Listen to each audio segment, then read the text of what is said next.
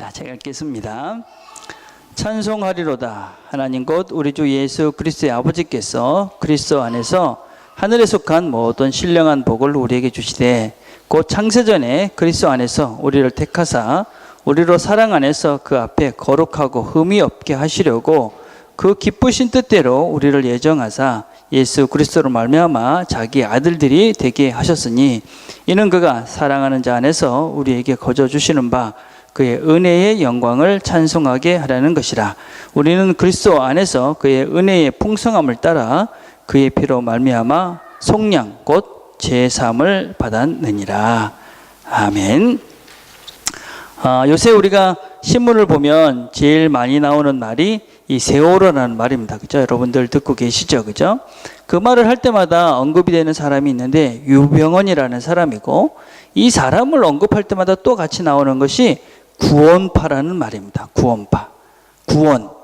예, 구원은 참 좋은 말이지 않습니까? 우리가 구원받기 위해서 다 사는 것인데, 그럼에도 불구하고 이 단어가 이 범죄인과 함께 사용하고 있다는 것은 참으로 마음이 아픈 일입니다. 특별히 기독교가 잘못된 방향으로 종교의 어떤 본질인 이 진리와 사랑을 추구하지 않고 재물만 추구하고 탐욕을 추구하는 순간 이게 얼마나 많은 사람들을 아프게 하고 힘들게 하고 비참하게 되게 하는지, 이런 것들을 우리가 보게 되어집니다. 특별히 6월 5일 날 오클랜드에서 이 구원파의 한 사람인 박옥수라는 분이 와서 집회를 한다고 그럽니다. 구원파. 우리가 좀 잘 알 필요가 있는 사람들입니다. 구원파 그러면 보통 세 가지 단체가 있습니다. 기독교 복음 침례회라는 것이 있고, 대한예수교 침례회라는 것 있고, 기쁜 소식 선교회다 하는 세 가지의 단체가 있습니다. 이 사람들은 다 네덜란드 선교사에 있던 케이스 클라스라는 분과 딕욕이라는 분에게 성경 공부를 하고 나름대로 이렇게 그 교단을 하나 만들었습니다. 그러니까 처음에 만든 사람은 기독교 복음 침례회의 권신찬이라는 분입니다. 근데 이분이 그 교단을 만들고 그 사위가 누구냐면 유병헌이라는 사람입니다. 그 사위에게 자기의 그런 그 모든 지위를 물려주면서 이 사위는 비즈니스를 해야 된다 이렇게 생각을 했던 사람입니다. 교회가. 그래서 비즈니스를 열심히 했습니다. 그래서 그것에 대해서 반대해서 나는 그건 안 된다고 생각한다. 반대한다. 그래서 나온 사람이 있는데 이요한이라는 사람입니다. 그 사람이 세운 교파는 예수교, 대한예수교 침례회라는 것입니다. 그리고 그와는 상관없이 또 이 처음에 네덜란드 선교사님과 같이 공부했던 사람 중에 박옥수라는 분이 계신데, 그분이 세운 또 다른 침례교, 이 이단 단체가 기쁜 소식 선교회라는 것입니다. 이분이 이제 그 6월 5일 날 여기 오클랜드에 와서 큰 집회를 한다고 신문에 아주 광고를 많이 하고 있습니다. 그런데 이 사람들은 이렇게 조금 뿌리는 좀 다릅니다. 그렇지만 지금 모여져 있는 것은 다르지만 사실은 실제적인 내용은 똑같습니다. 그 사람들의 교리는 똑같다고 할 수 있습니다. 그리고 지금 어떤 문제가 많이 되고 있는 것은 기독교 복음 침례라는 것이지, 구원파 모두가 다 이 유병헌 씨처럼 이런 문제가 있는 단체는 아닙니다. 그럼에도 불구하고 이 세 개의 구원파들은 교리적인 문제에서 상당히 문제가 많이 있습니다. 그래서 제가 정리를 조금 해봤는데, 이렇게 보면 기본적으로 제일 큰 차이가 나는 것은 구원의 시제입니다. 구원. 우리가 언제 구원을 받느냐? 우리는 구원의 즉각성과 점진성을 믿습니다. 그건 무슨 얘기냐면 이미 우리가 구원을 받았다. 그렇지만 아직까지 완성되지 않았다라는 전제가 우리 구원의 시제입니다. 근데 구원파는 이미 구원을 받았다. already만 있습니다. 그래서 구원을 받았기 때문에 어떤 죄를 지어도 상관이 없고 더 이상 죄의 노예로 우리가 살 필요가 없다. 그래서 우리가 어떤 행동을 해도 그건 죄를 짓는 것이 아니다라는 그런 사상적인 배경을 가지고 있습니다. 그래서 여러 가지가 이렇게 쭉 있지만 무엇보다도 이 거듭남, 그러니까 구원을 받는 주체도 우리는 성령의 역사다. 이렇게 성령의 역사를 강조하는 데 비해서 이 사람들은 자신의 깨달음을 상당히 중요하게 여기고 있습니다. 그리고 회개도 우리는 살면서 늘 회개된다 이런 것인데, 이분들은 한 번만 회개하면 된다 뭐 이런 얘기도 많이 하고, 또 어떤 우리가 이 종말 이런 것들도 하나님이 언제 올지 모른다라는 게 우리의 신앙인데, 이 사람들은 아주 임박한 종말을 이야기합니다. 또 신학적인 사상에 있어서 제일 큰 문제가 되는 것인데 어떤 아주 극한 세대주의. 그래서 성경을 그냥 문자적으로 이해하는, 그래서 아주 문제가 여러 곳에서 많이 나타나는 것이 이 구원파라는 것입니다. 특별히 이 사람들이 강조하는 것은 구원받은 날짜입니다. 그리고 구원받은 것에 대한 확신입니다. 사진을 보면 이 교단의 어떤 창시자라고 할 수 있는 권신찬 씨라는 분이 한 설교 내용의 한 부분입니다. 이 사람은 설교하면서 그런 얘기를 분명하게 했습니다. 나는 1961년 11월 18일에 복음을 깨닫고 구원을 받았다.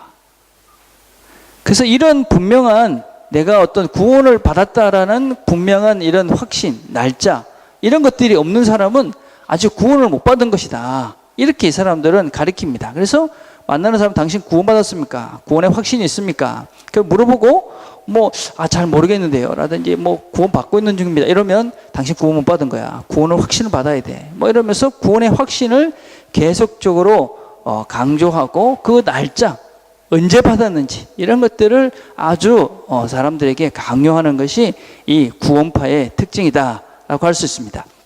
근데 과연 이 사람이 이야기하는 내가 깨닫고 구원을 받았다, 아니면 나는 몇 월 며칠 날 구원을 받았다, 이렇게 말하는 것이 성경적으로 맞는지 우리가 살펴보려고 합니다. 오늘 우리가 살펴볼 말씀은 우리가 지난주부터 이어져온 에베소서의 말씀입니다. 자, 3절과 4절을 보면 찬송하리로다. 하나님 곧 우리 주 예수 그리스도의 아버지께서 그리스도 안에서 하늘에 속한 모든 신령한 복을 우리에게 주시되 곧 창세전에 그리스도 안에서 우리를 택하사. 우리가 이 시간 한번 좀 생각을 해보려는 것은 이 창세전에 그리스도 안에서 우리를 택했다 하는 그런 말씀입니다. 자, 하나님께서 우리를 창세전에 그리스도 안에서 우리를 택했다는 말의 의미가 도대체 무엇인가? 여러분, 이 말이 성립이 된다고 생각합니까? 창세전에 하나님이 우리를 선택했다. 이런 건 사실은 말이 안 되는 것이죠. 창세전이라는 것은 시간이 존재하지 않으니까 모든 것이 존재하지 않는 것인데 그 전에 뭔가가 있다, 이렇게 이야기하는 것은 사실은 별로 의미가 없는 것입니다. 사람들은 이런 말들을 잘못 이해해서 예정론이다. 그래서 하나님께서 그 전부터 우리 인생의 모든 계획을 다 계획하고 계시다. 그래서 이런 운명론적인 그런 의미로서 이 말을 받아들이는 사람들이 종종 있습니다. 그러나 그것은 성경의 전체적인 흐름들이나 또 성경의 그 내용들을 이해하지 못하기 때문에 하는 오해라고 할 수 있습니다. 이렇게 생각하시면 될 것 같습니다. 여러분, 데이트를 할 때 여자들이 남자들한테 물어보지 않습니까? 당신 나 얼마나 사랑해? 그럼 어떻게 대답합니까? 그러면 보통 하늘의 별만큼, 바다의 모래만큼 이렇게 대답하잖아요. 그렇죠? 물론 경상도 남자들은 좀 다릅니다. 경상도 남자들은 한마디 딱 하죠. 됐다. 이럽니다. 예. 근데 하늘의 별만큼, 바다의 모래만큼 이렇게 이야기하는데 하늘의 별은 60억 몇 개가 있으니까 당신은 나는 60억 개만큼 사랑하는군요. 아니면 바다의 모래만큼, 모래가 얼만큼 있더라. 이러면서 그런 거는 의미가 없는 것이죠. 마찬가지입니다, 여러분.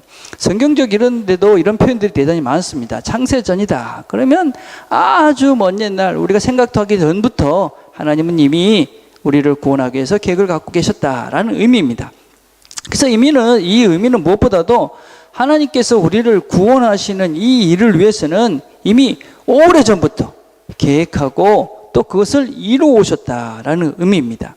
우리가 하나님의 자녀가 되었습니다. 이것은 내가 예수를 믿기로 작정하고 예수를 믿었기 때문에 그 순간에 이루어진 것이 아니라 하나님께서 이미 오래전부터 계획하시고 작정하셔서 그 오래된 그 작정과 계획 안에서 우리가 하나님의 그 부르심에 응답하는 순간 우리에게 구원이라는 것이 내가 그때부터 믿고 깨닫게 된 것이지, 알게 된 것이지 그때 구원받은 것이 아니라는 것입니다.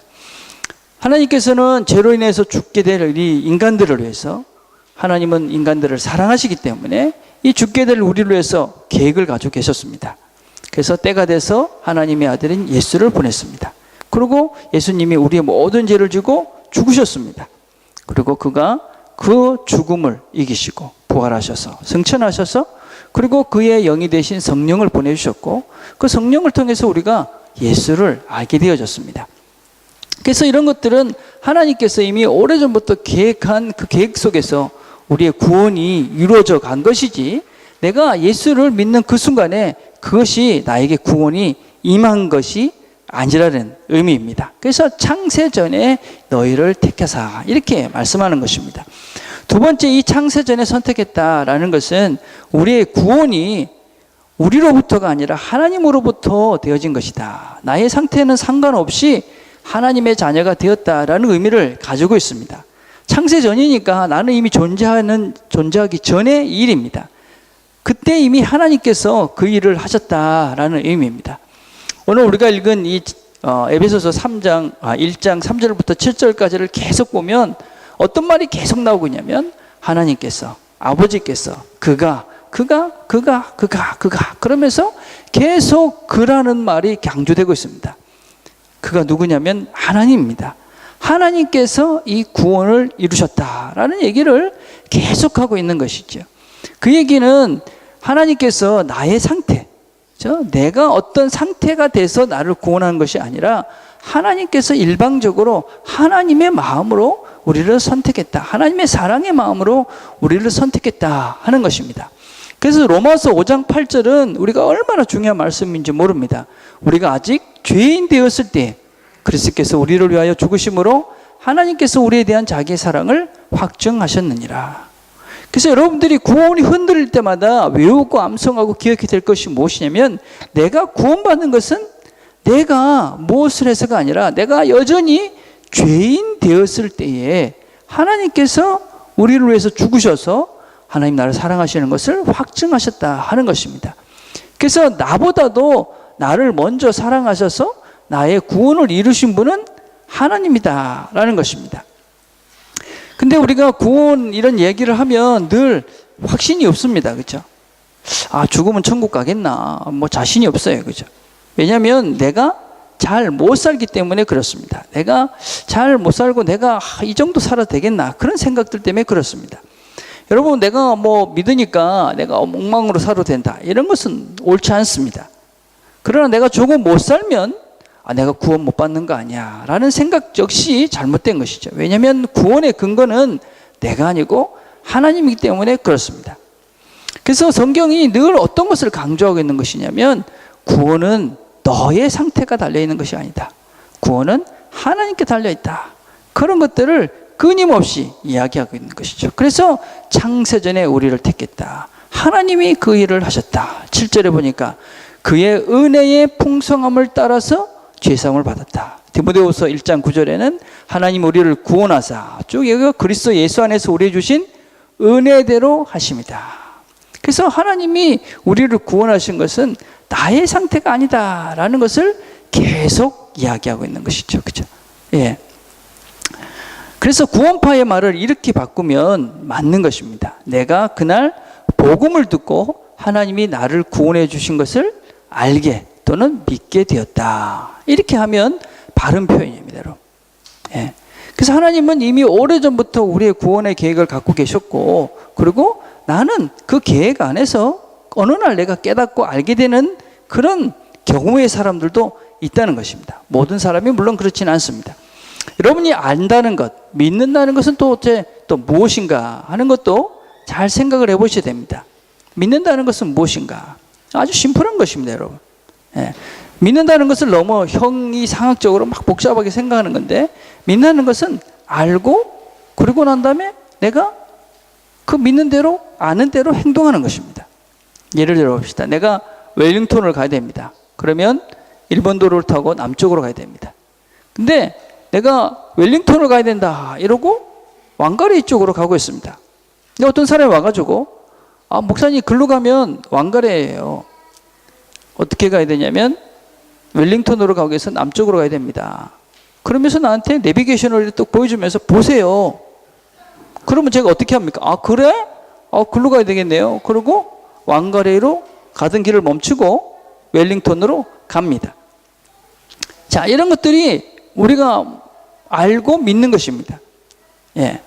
자, 여러분, 우리가 사는 것도 그런 것이죠. 그죠? 예. 생각 없이 그냥 행복한 것이 무엇이다. 명예다, 돈이다, 먹고 사는 것이다. 그렇게 살다가 어느 날 옆 사람이 아니면 친구가 아내가, 남편이, 부모님이 와가지고 아니다, 그렇게 사는 건 행복이 아니야, 그렇게 살면 인생 망해, 그러면 너가 계속 불행해, 그렇게 살지 마. 그러고 성경을 보여주면서 예수 믿고 사는 게 바른 길이야. 그렇게 내가 그래? 그래서 그 말씀을 믿고 그렇구나. 그리고 내가 가던 길을 돌아서는 것, 그게 회심입니다.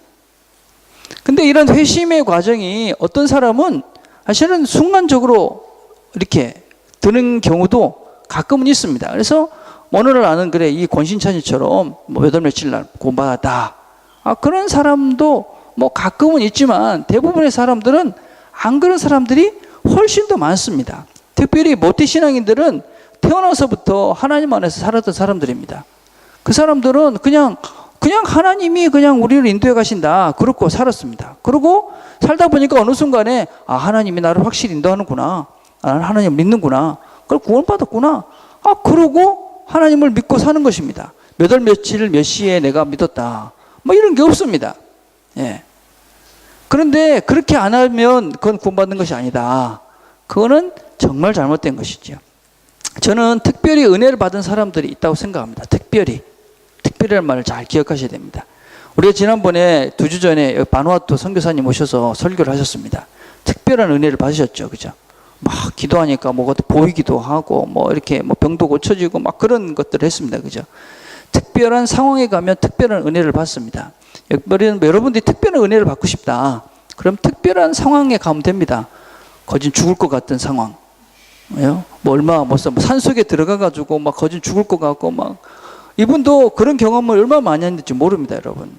심각한 질병에 걸려서 죽을 고비도 넘겼고, 그리고 하여튼 여러 가지 많은 고비들을 넘겨서 이렇게 복음을 전하는 일들을 하고 있습니다. 물론 여러분, 그것이 나쁜 것이 아니고 은혜입니다. 은혜. 분명히 그건 하나님의 은혜이고, 내가 그런 은혜를 누리고 싶다, 그러면 여러분들이 그렇게 하나님께서 원하시는 특별한 상황 속에서 특별하게 사시면 그런 은혜를 누릴 수 있습니다. 근데 우리가 지금 신앙인들이 꿈꾸는 것들은 그냥 신앙적 영웅을 꿈꾸고 있습니다. 그냥 여기서 잘 먹고 잘 살면서 편안하게 살면서 뭔가 내가 능력을 나타나면서 기도하면서 사람이 낫고 예언을 해서 눈치 보이고 이런 이상한 생각들을 하고 있으니까 그런 일들은 전혀 일어날 수가 없습니다. 만약에 그런 일이 일어난다면 그것은 가짜입니다, 여러분. 예.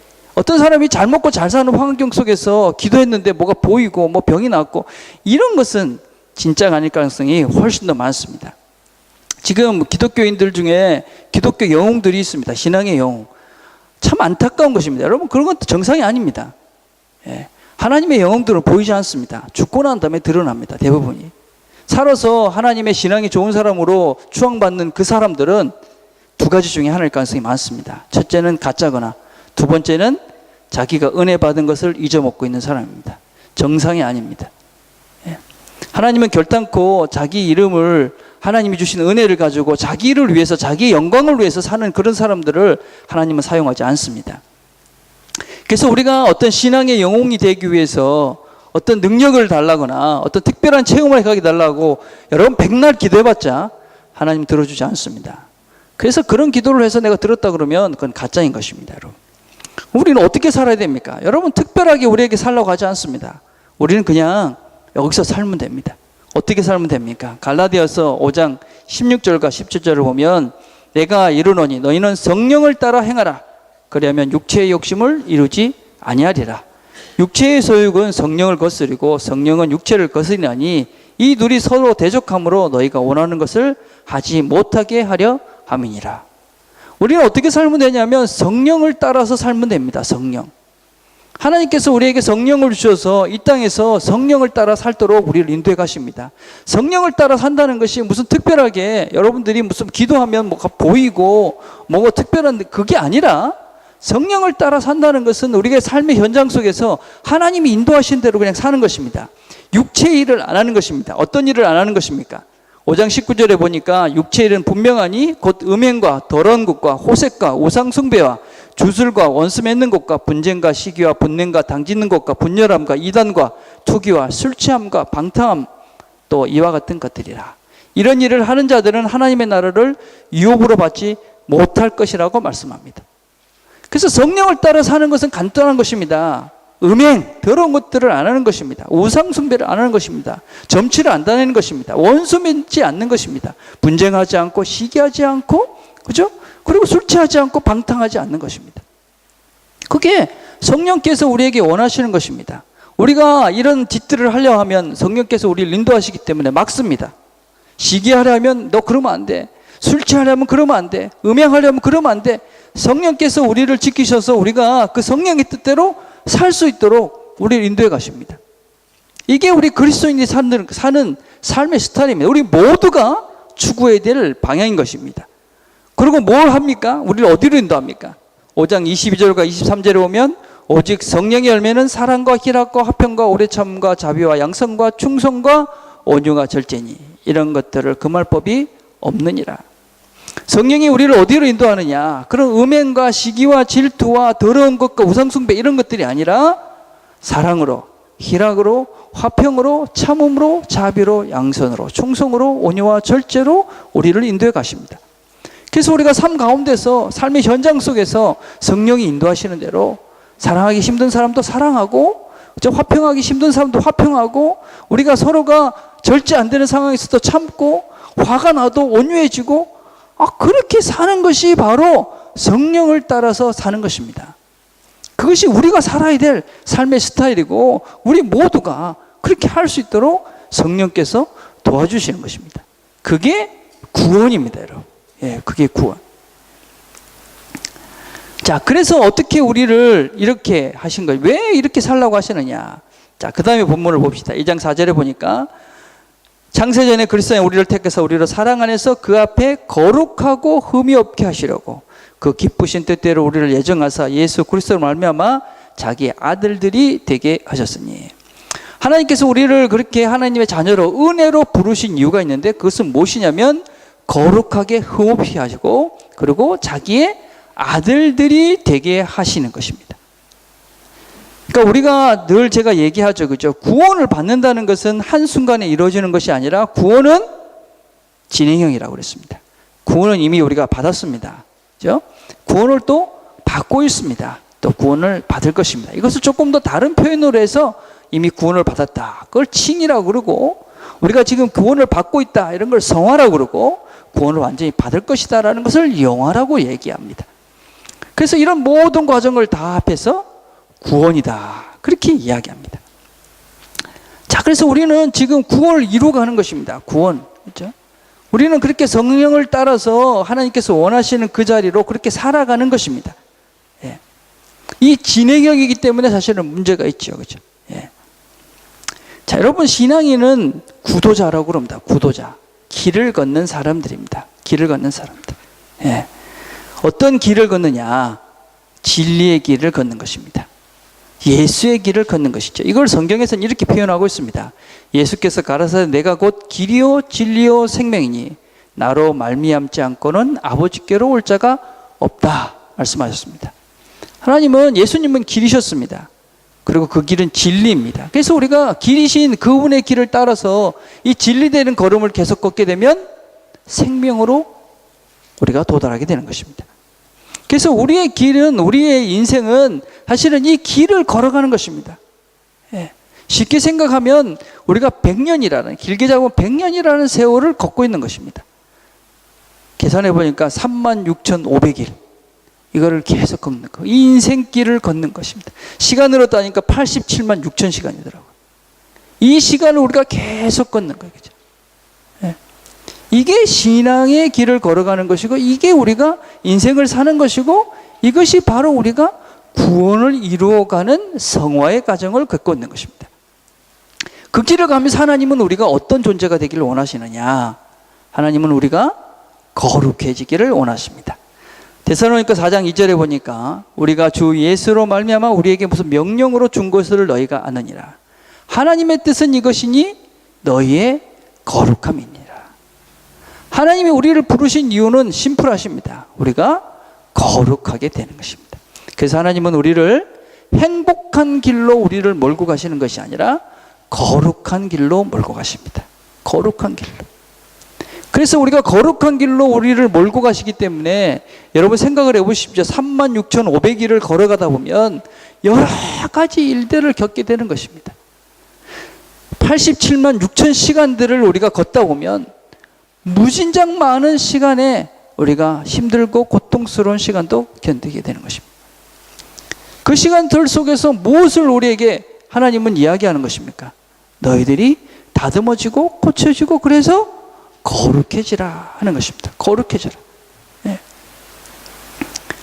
이 거룩이 우리의 목표가 되는 것입니다. 거룩이 우리가 하나님이 우리를 부르신 이유라는 것입니다. 예. 근데 어떻게 거룩해야 되느냐? 거룩해야 되는 여러 가지 있지만 오늘 성경은 이렇게 이야기합니다. 1장 4절 다시 한번 봅시다. 창세전에 그리스도 안에서 우리를 택하사 우리로 사랑 안에서 그 앞에 거룩하고 흠이 없게 하셨다 말씀합니다. 우리가 어떻게 거룩해지느냐? 사랑하면 우리가 거룩해진다. 그렇게 이야기합니다. 왜 그렇습니까, 여러분? 여러분, 사랑하는 것이 바로 하나님을 닮는 것입니다. 하나님은 우리에게 이렇게 명령합니다. 오직 너희를 부르신 거룩한 이처럼 너희 행실에 거룩한 자가 되라. 기록되어 있으니 내가 거룩하니 너희도 거룩할지어다. 우리를 향해서 거룩해지라고 계속 말씀을 합니다. 왜냐하면 내가 거룩하기 때문에 너희도 거룩해져야 된다. 그렇게 이야기합니다. 그런데 어떻게 거룩해져야 되냐고 이야기를 하느냐?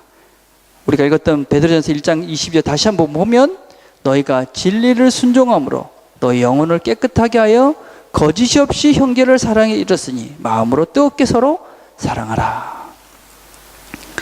조금 읽었던 거룩하라, 내가 거룩하니 너희도 거룩하라는 말씀을 하고 난 다음에 하나님께서는 우리에게 너희들이 뜨겁게 사랑하라 그렇게 말씀합니다. 여러분, 사랑한다는 것은 쉬운 것이 아닙니다.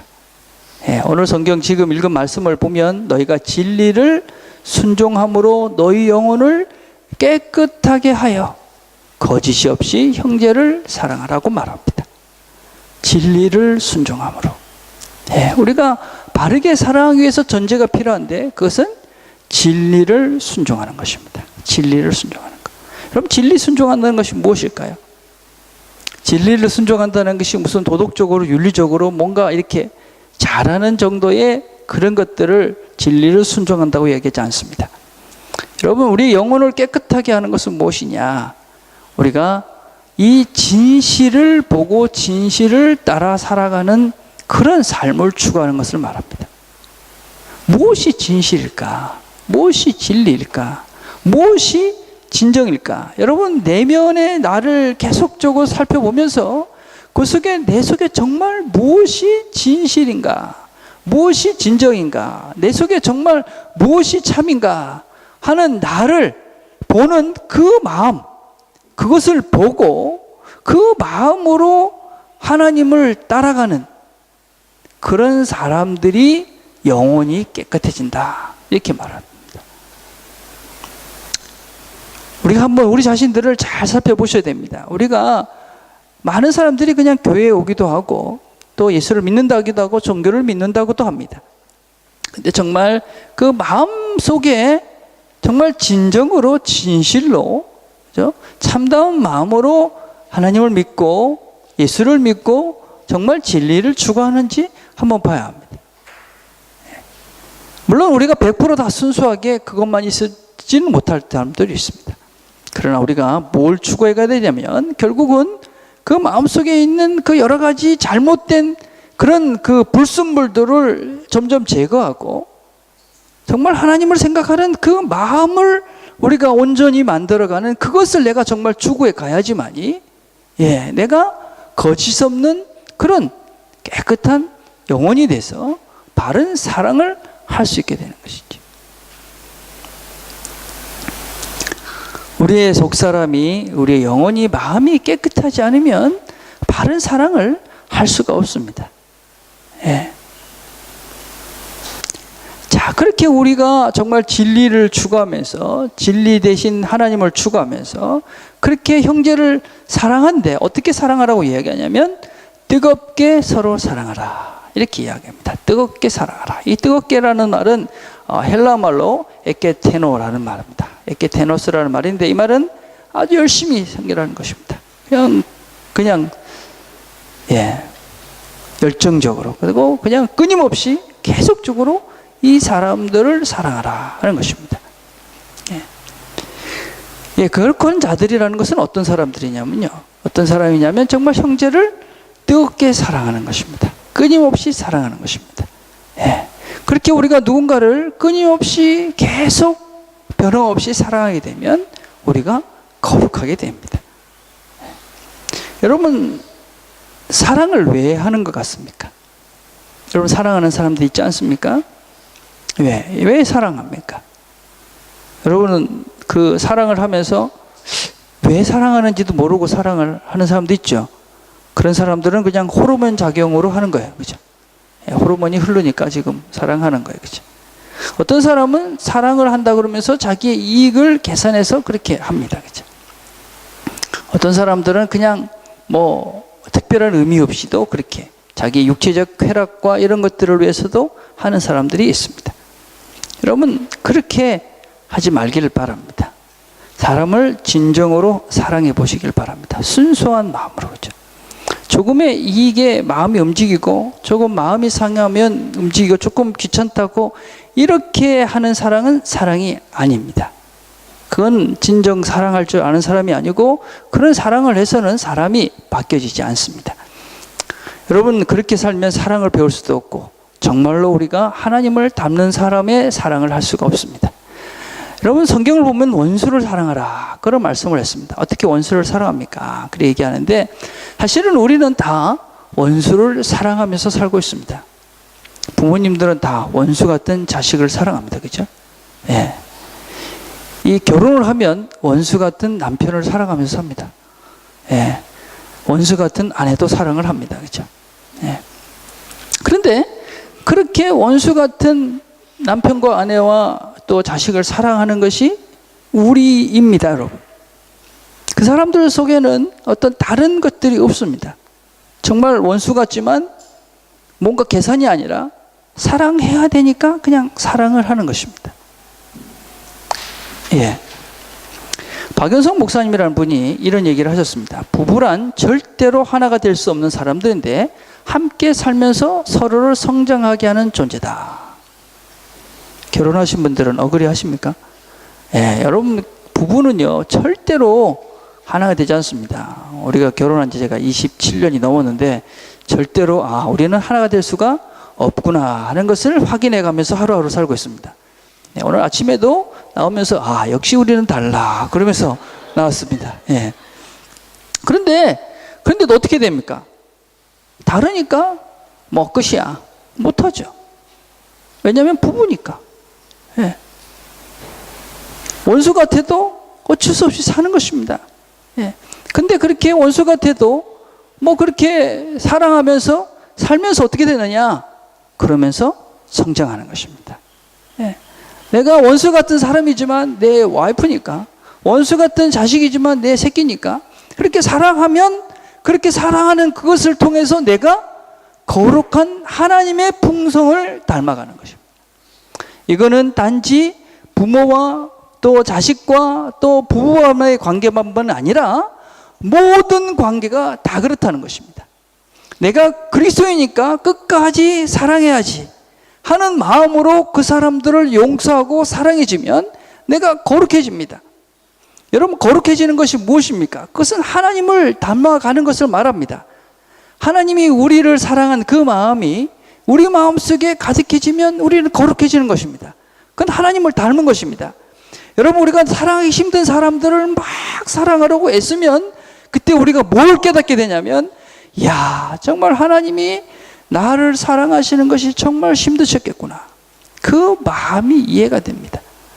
그러고 나면 내가 감사하죠. 하나님이 내 같은, 나는 정말로 할 수 없는 그 사랑을 하나님이 나를 그 마음으로 사랑하셨구나. 이렇게 교만하고 완악하고 정말 이렇게 변신하고 늘 왔다 갔다 하는 나를 정말 하나님이 사랑해서 나를 끝까지 붙잡고 이렇게 사랑하고 계시는구나. 그걸 깨닫게 되죠. 그러면 감사하게 되고, 그렇죠? 그런 마음이 드는 순간 어떻게 되느냐? 그래, 하나님도 나를 이렇게 사랑해 보셨으니까 나도 정말 원수 같은 그 사람을 한번 사랑해 보자. 그렇게 애쓰면서 다시 사랑하려고 마음을 먹고 그렇게 하나님의 사랑으로 그 사람에게 닮아가는 것이죠. 그게 우리가 하나님을 닮아가는 것이죠.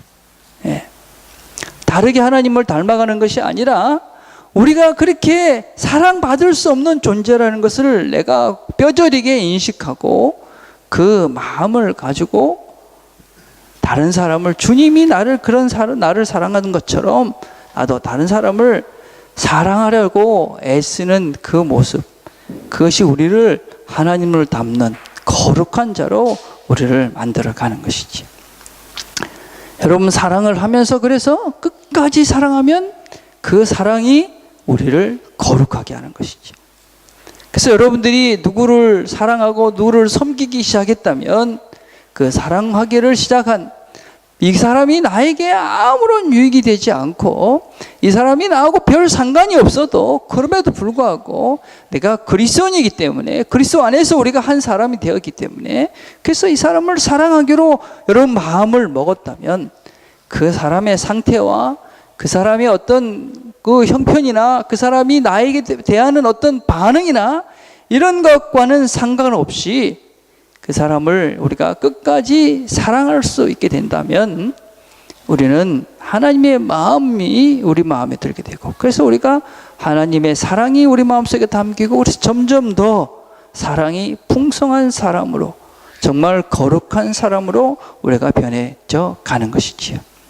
우리의 삶 속에서 이런 사랑으로 끝까지 포기하지 않고 끝까지 사랑한 주님의 그 마음으로 사람들을 끝까지 사랑해서 정말 우리 삶 속에 하나님이 원하시는 풍성한 열매를 많이 맺는 저와 여러분이 되기를 간절히 바라겠습니다. 기도하겠습니다.